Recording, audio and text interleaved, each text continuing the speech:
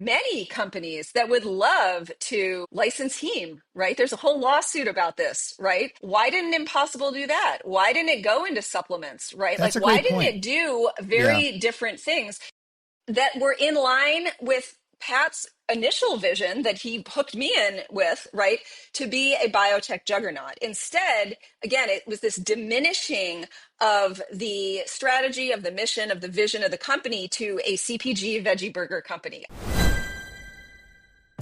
Hey, everybody. Welcome to the podcast. Today's guest is Rachel Konrad, a longtime friend of The Spoon, someone who's an ultimate insider in the world of Silicon Valley-based alternative proteins and funding. She's also now a teacher at Stanford. She is the former head of communications, the first ever for Impossible. She also worked at Tesla early on for Elon Musk, and she was a longtime journalist, so she always has great insights on what's going on. So that's what we talk about with some of the recent news happening with the change of leadership at Impossible, some of the struggles that we're seeing at Beyond Meat as well. So it's a fun conversation. I hope you enjoy it. We will be back with another podcast early next week, so stay tuned. And for now, enjoy my conversation with Rachel Konrad.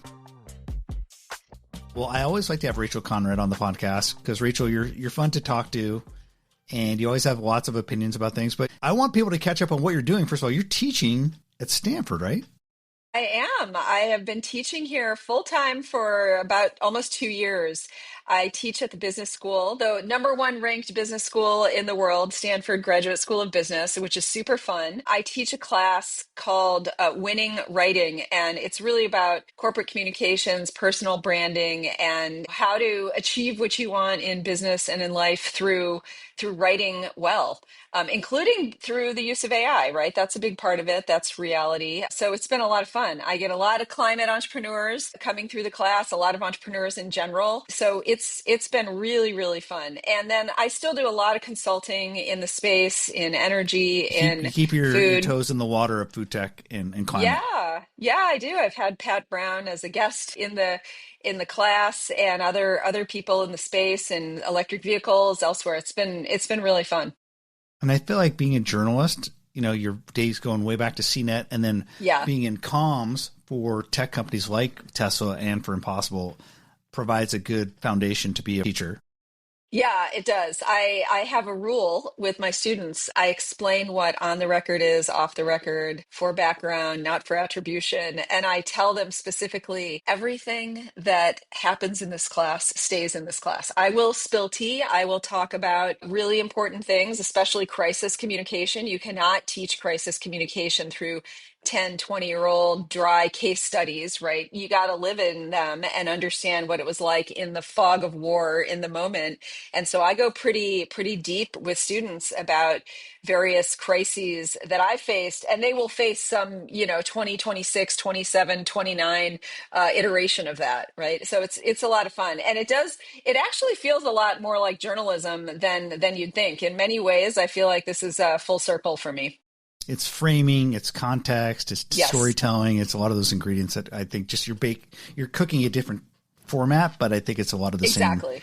ingredients. But I feel like I want to get to Impossible because you have some thoughts on that. But before we do that, I want to hear maybe one or two crises that you worked through, either at Tesla or Impossible. What are some of the things you're teaching to your students? What was a big crisis that you had to get your arms around and help navigate the ship?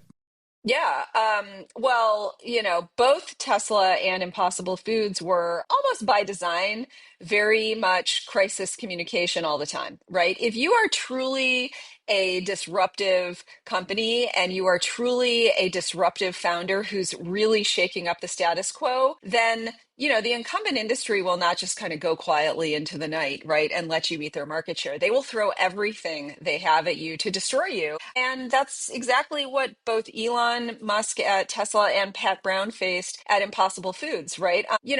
I didn't know we were going to talk about this, but like one of the crises that I talk about at Impossible Foods, the context is that you can and always need to anticipate crises because they never arise in a vacuum, right? You have always, the seeds for crises have always been planted. You can figure them out. trust me, your competitors know exactly how to hit you. So you should really understand that and get ahead of it. So what's interesting, because after I started working at Impossible Foods, I flew my family back from Europe. We were working at this company, and Pat Brown, the then CEO founder of the company, forwarded me an email that was basically from someone very, very highly placed in the ag sector of the economy, right? The Department of Agriculture, who basically said there is an unlimited budget to destroy this, quote, silly little company called Impossible Foods, likely funded exclusively by the Cattlemen's Association, and do whatever it takes to destroy it. Take it down based on propaganda, based on fear, uncertainty, and doubt.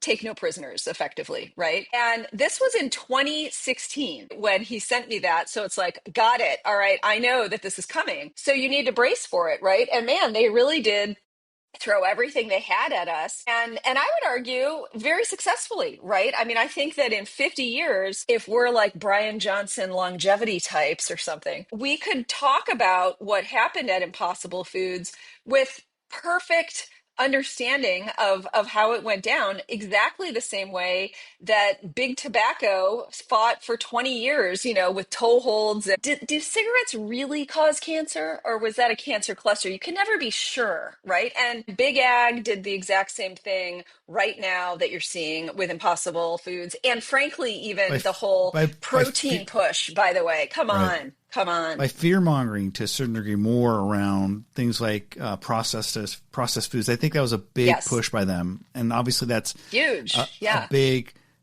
kind of viral topic that's caught on broader social media, but which kind of brings us to where we are today with Impossible. It feels like the company's kind of a shadow of its former self. Obviously much different from when we were there. The entire category, I mean, Beyond is also struggling. They're trying to become like a protein shake company now. My God, protein water. Come on, give me a break. So stupid, but whatever. I give them credit for at least trying something new, but come on, that's just so dumb. It's just pandering to the base, this like protein bro, base of, you got to eat protein to be a man's man, right? I mean, it's just such bullshit. It's incredible. What I would ask you is, what should Impossible, maybe even what should Beyond have done when it became clear maybe in 2019, 2020 that there was like the initial growth spurt? People had kind of scratched that itch. They were curiosity's peak, but they tried it and then they moved on a bit. What should they have done if plant-based meat wasn't capturing the imagination of people? Like there was obviously this misinformation, it's too highly processed, it's not healthy, etc. Right. Because and that's why obviously Impossible brought in McGinnis, right? Because they thought, hey, this guy from Chobani could figure it out. But what would you recommend they do? Yeah, obviously that didn't happen. Well, I actually think it's a really interesting setup that you just mentioned. And I didn't know you were going to frame this exactly like that, but it's kind of perfect, right? Because one of the biggest mistakes I see as a consultant, right, who works across, dozens of companies across multiple industries, one of the biggest mistakes that startups make is that they get a little traction, right? They kind of become pubescent teenagers, right? They get a little bit of interest. They get, on podcasts, Michael Wolff's talking to us. Oh, we got a speaking slot at Davos. Oh, we've got a New York Times article. We're now those are all equivalent, though. By the way, Michael Wolff, Davos, New York Times. It's all exactly. On the same, exactly. Well, you're a total feeder, for a teaser tip sheet for big publications. You really are. Yeah, you really are.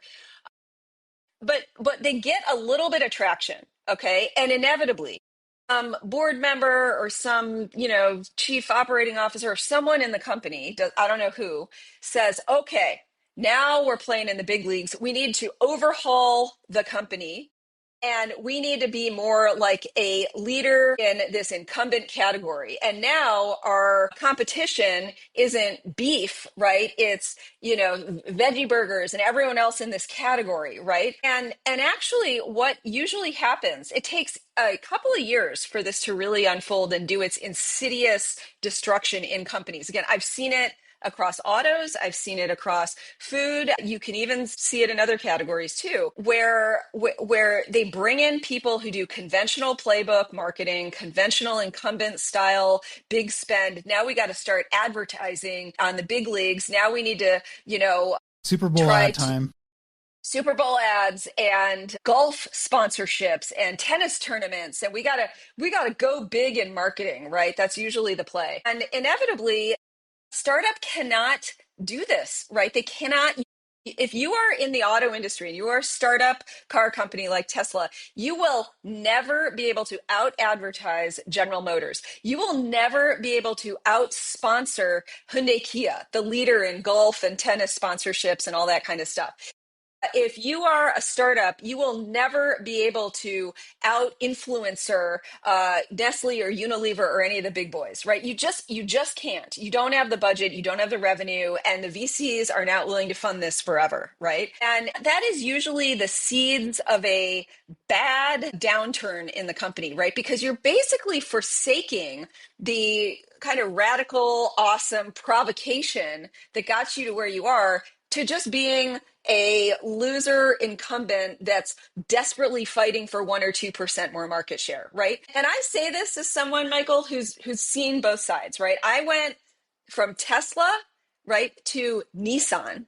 I mean, at Nissan, our goal, like the guiding goal that every single person in the company knew was we need to beat Honda in North America, right? And if we could get one market share more than Honda, everyone would get bonuses, the stock would go up, all this kind of great stuff, right? The reality for a startup is you need to go from 0 to 50 or 80%, right? Like awareness, and you got to penetrate in the market in a very different way. And you cannot do that through the incumbent playbook. Like once you, as a startup, it's usually like Series D, Series E, something like that. And once you adopt the entire chessboard of the incumbent industry, you're dead. You're dead. It might take a year or 2 years, but you're basically dead. And you got to really work hard to turn that around.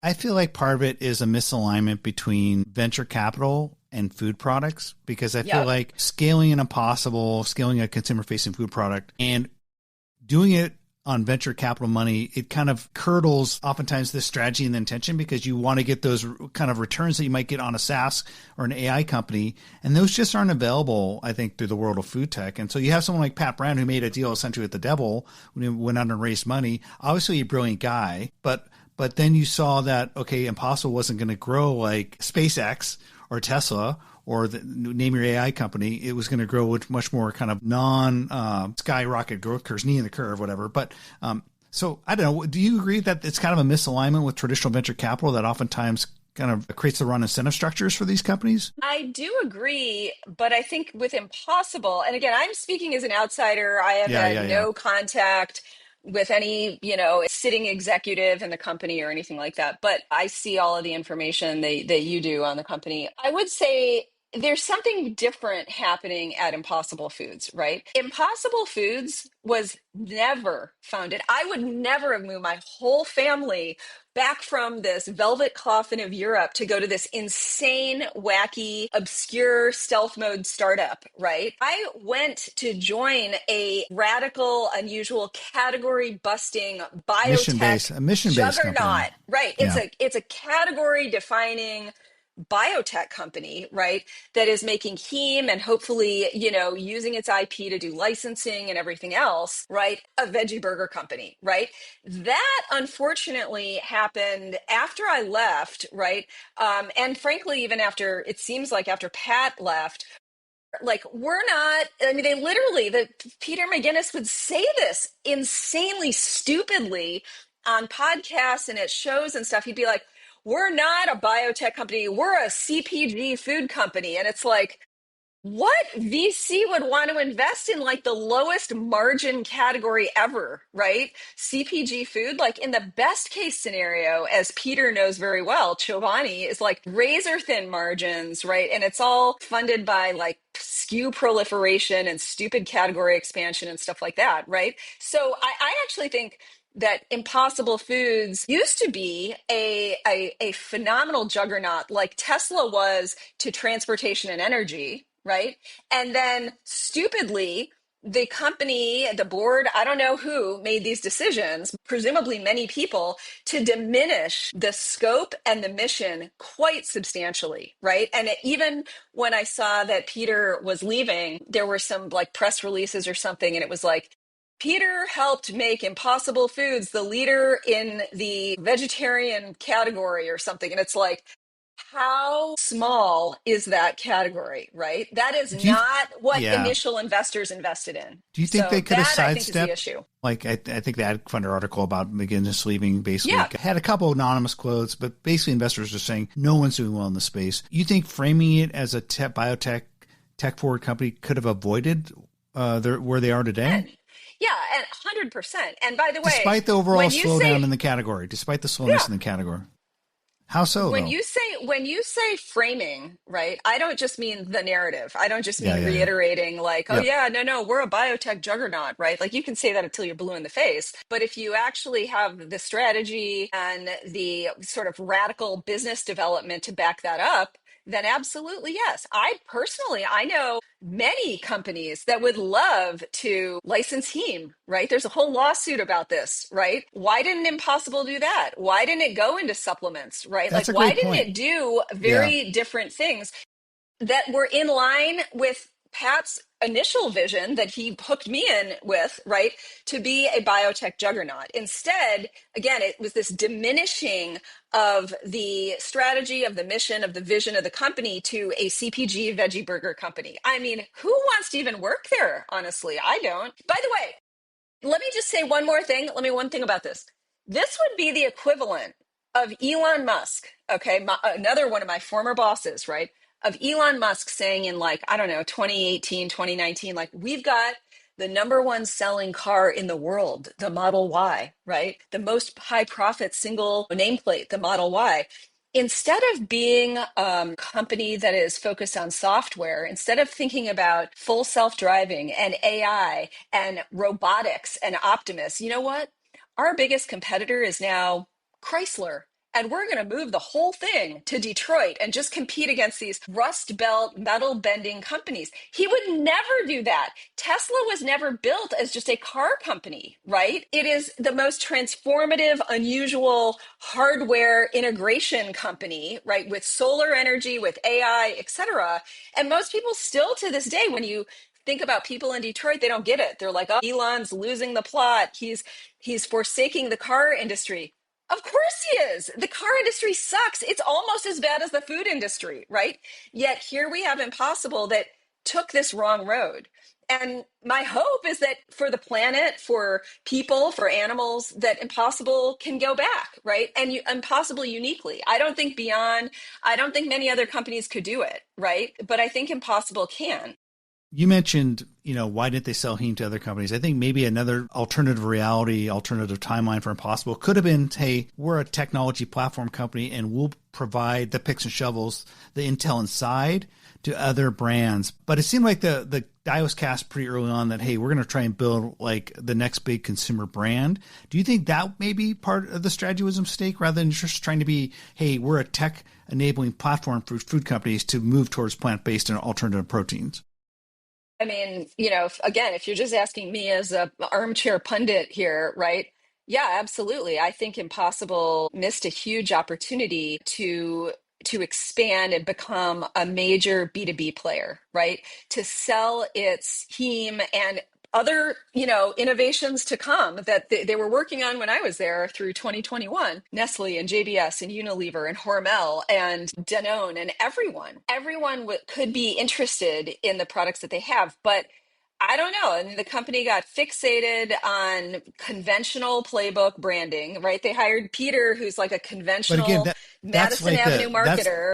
that's the venture capital incentive structure, I think, that pushed them in that direction. One thing I think they did well is not go public, because even more scrutiny, I think, was put on Beyond, which that Perhaps, yeah. really hurt them. When your stock value gets down to like a couple dollars a share, it's hard to really avoid that overall viewpoint. Yes. Speaking of Pat, I know that he was, in a sense, pushed out. I think he is a genius. When I heard him talk at CES, I go, oh man, this guy has a vision for the world. He's a little bit prickly, though, and cantankerous, though. Was he the right guy I mean, I think sometimes you need those fiery. I mean, Steve Jobs, you could probably be describing the same words, right? But was he the right guy? Should they have kept with him leading the company versus bringing in like a CPG guy? Yeah, I mean, define prickly, right? I mean, I would say that it takes a special person to be around all of my previous bosses, Yeah, right? yeah. Including Pat, right? I mean, don't let this sort of like, biochemistry professor vibe fool you. The guy is incredibly aggressive and ambitious, right? And also is a kind of take no prisoners kind of guy, not unlike Elon, right? I think that there were big differences, right? Including the fact that Elon for years maintained more than 20, even 25% of the stock in the company, gave him massive control. I don't think Pat had that from everything I've read. That's a huge problem.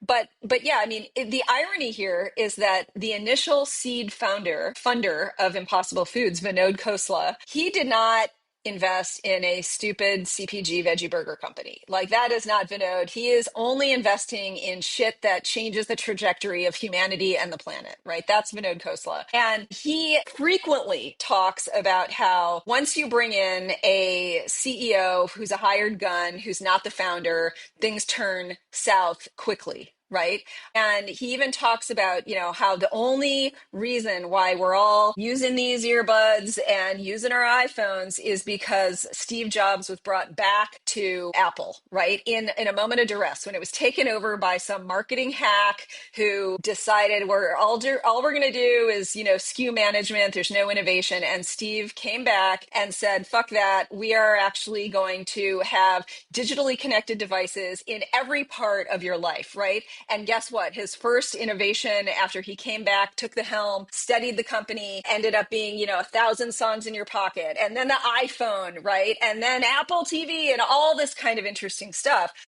You got to do something like that at Impossible, right? And again, you can't do that elsewhere, right? Because they don't have the bona fides. And not to, I do think Pat Brown is that style. Like, I think he's kind of a genius. He's kind of a Steve Jobs type of leader. He's fiery. So I think in an alternative reality, maybe they keep him because it does seem like he was pushed out and the whole vision got watered down a bit. It definitely changed the company after he left. Yeah.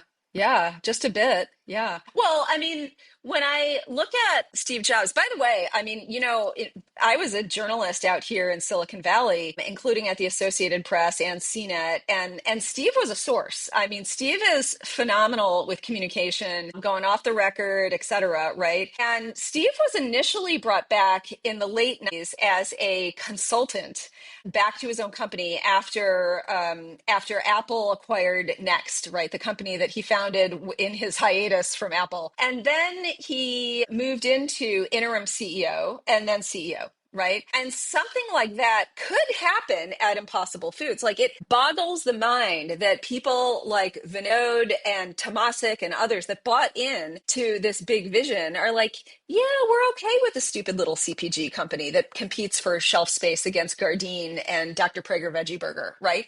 They actually want that big vision. I presume that, given where I know as a shareholder, the secondary price is, that they're like, let's go for broke again, because that's the way they get an exit, right? I would hope that they would do something like that, but it's unclear, right? I mean, maybe they've moved on and they're like, we've, is now so invested in OpenAI, the biggest return ever, right? He was a seed investor in it, right? And so maybe he's just not paying attention there. However, if so, and if he is still committed to the mission of decarbonizing our planet, then, maybe there is hope. I don't know. That's my hope, but you never know. And again, I say this all as an outsider who just, has shares from when she worked there. I am not in contact or consulting or anything like that with the company, but who knows, right? Maybe the company will turn around and have some kind of Steve Jobs moment. I don't know. Without that, I think it would be pretty tricky to turn this around. I think, like Vinod always says, we need the founder energy here, the founder vision, the founder strategy, the founder fire in the belly. Yeah, it seemed like for a while, if I was looking at the plant-based meat category, I always thought, well, will there be a company that emerges and becomes the General Motors of alternative proteins? And I thought that maybe Impossible stood a chance to become that. It doesn't look like anyone's becoming that right now. Instead, they're all trying to survive doing things like protein shakes, which kind of brings me to the question, like, if you were given the keys tomorrow, like some reason you get a call after this podcast, say, hey, Rachel, we're going to bring you in. You're going to develop the strategy for Impossible. And you looked at their I think entire... if there were any chance of that call, it will not happen after this podcast. After this, but yeah, go exactly. for it. Yeah, but ask maybe me it the question. will. Yeah. But if you looked at the product lineup, what they have out there today, what would you advise them to do? I mean, honestly, it's a Tesla playbook, right? Like Tesla was for a long time selling these cars, including for substantial revenue at high margins relative to the auto industry. But Elon never said, we are a car company. Our biggest competitor is Ford, right? Like not at all, right? And I would do the same thing. I would keep selling the burgers. Look, the burgers and the nuggets, you see this a lot. Like they still are considered, if not then one or number one or two, for taste, right? So keep selling those, but create a bigger vision, a bigger mission with a very much bigger scope of potential customers, corporate development, et cetera, right? And back when I worked there, 2016 to 2021, Pat definitely had that, right? Like he would meet with major multinationals, major conglomerates to talk about licensing heme, to talk about bringing heme and all of the tools to create alt protein to places like the Amazon, to South America, to Africa, to Southeast Asia, right? Instead of plastering over the lungs of the earth and hugely sensitive biodiversity systems with cows, right? That's what we're doing right now. So you could leapfrog all of that. Why didn't we go to China? Why does Impossible Foods still not have FDA approval, the equivalent of FDA approval for Europe and China, right? It needs that, and it could get that if it were willing, frankly, to not just be a single corporate branded product, but be a corporate partner with these big incumbents. So I would actually take a very different strategy. Not that I've been called to that We'll task, see. but I don't think that's it's what not I out would of do. the... It to me, and by the way, to me, it's freaking obvious, right? That the current trajectory is not working. And it's sure as hell not going to work with this weird, saw in the Wall Street Journal, they announced some weird triumvirate Yeah. CEO. I mean, like, come on, what do you think you are? Huawei? Some giant, industrial conglomerate selling electronics? That is just Yeah, absurd. the 3-person CEO shared suite is a weird thing for a startup, particularly Super American. weird. So, Yeah. but I like the fact that you still have strong opinions about this. You are also consulting to other startups in the space. I know Yeah. you work with Jasmine over at Shiru. Yeah. What are some of the things you're excited about more broadly if you step back from the plant-based space when you look at the future food? Yeah. Well, I mean, honestly, some of this is stuff you've heard before. I mean, the reason why Pat attracted me to Impossible Foods back in 2015, right? I met him at a COP conference for the environment in Paris, right? I was there with my old boss, Carlos Ghosn at Renault Nissan. And we were talking about decarbonizing transportation with electric vehicles. Pat, whom I met during that event, said that's the wrong industry, right? First of all, the auto industry is moving to sustainable zero emission trajectory, but no one's talking about food. And that is a massive driver, more so than every car, truck, bus, train, ship. You got to decarbonize ag, right? And the way you do that is a magic bullet. The silver bullet is to eliminate animal ag. And he's still right. I mean, more so than ever, he is still right. So I actually think there is a lot of opportunity. I sit on the board of Next Gen Foods, which is alt chicken. We did this interesting play just last year where it's true that the conventional category was diminishing in the United States. So you know what? We're going to go all chips in on Europe. And instead of building our own brand, which is really hard for a startup to do because you can't out brand and outspend Danone and JBS and Unilever, et cetera, we're going to white label this thing. right? And so now we work with some of the biggest brands, retailers and brands in Europe in order to produce the plant-based foods that are still in demand in Europe. And they still are here too. This too shall pass. This will come back, right? How many times have we heard the story, RIP electric vehicles, it's done, stick a fork in it. It's the same thing now. Come on, let's not be fooled. So I think there are ways to do it that are quite clever. The other big thing, of course, that you cannot ignore that Jasmine and Shiru know really well is GLP, right? This is an absolute transformation in the way Americans think about food, crave food or not, et cetera. And I think you're going to see that play out in Europe, in China, in Latin America, all over the world, right? Because like the next step after a, hyper processed, high nutritional density food chain is obesity. And you need to reverse that. So I think that, what Shiru is doing and other companies are doing to make GLP available and to make GLP like products, populate the food chain is really, really important. I think you yeah. first introduced me to Supergut, and I know that they were that whole fiber renaissance and the story about how dietary fiber and its impact on the microbiome was in a sense fueled by, I think, the GLP-1 craze. And so I think, and that's still happening today. I just talked to, I did an interview with One Bio. They launched their platform this week. And so that's probably a space I think a lot of the energy that was behind alternative proteins like 4 or 5 years ago is I think behind GLP-1 on-ramps, off-ramps, replacements, et cetera, CPG replacements for it. Yeah. Yeah. I mean, I definitely think right now we're sort of in peak protein, as I call it, peak protein, right? Like it's just the manly thing to do. And by the way, not even just the manly protein bro sort of, situation. It's also as a woman who has gone through menopause, most of the advertisements on my social media feeds are around protein. Right? As a menopausal woman, you need to have protein. Like it's absurd, right? So we are at peak protein. But I think the next interesting trend is going to be fiber.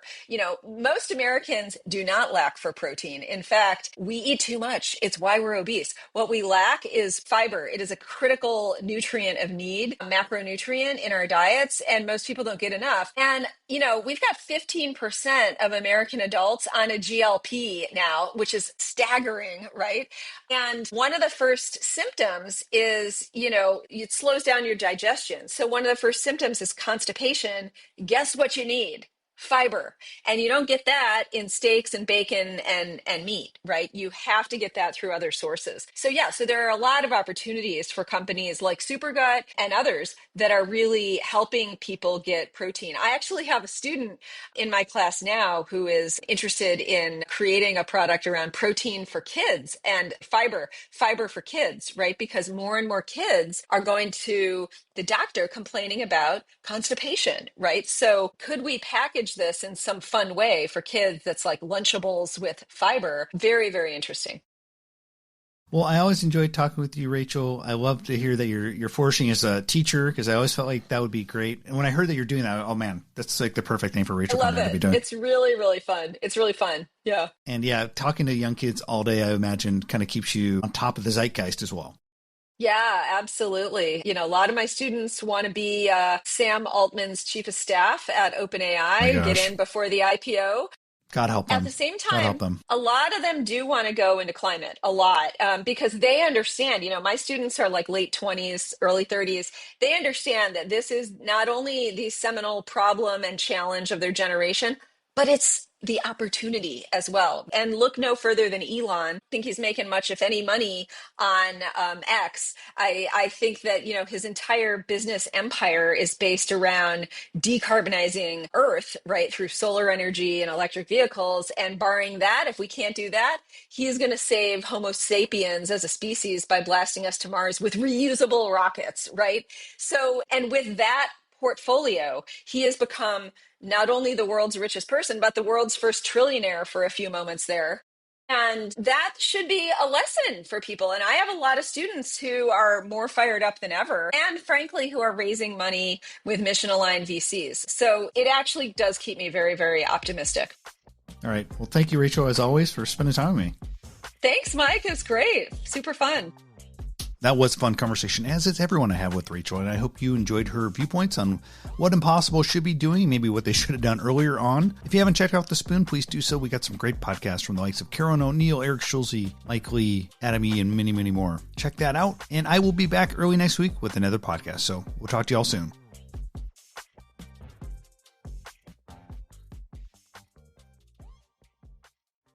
If you enjoyed this episode, why not share it with a friend?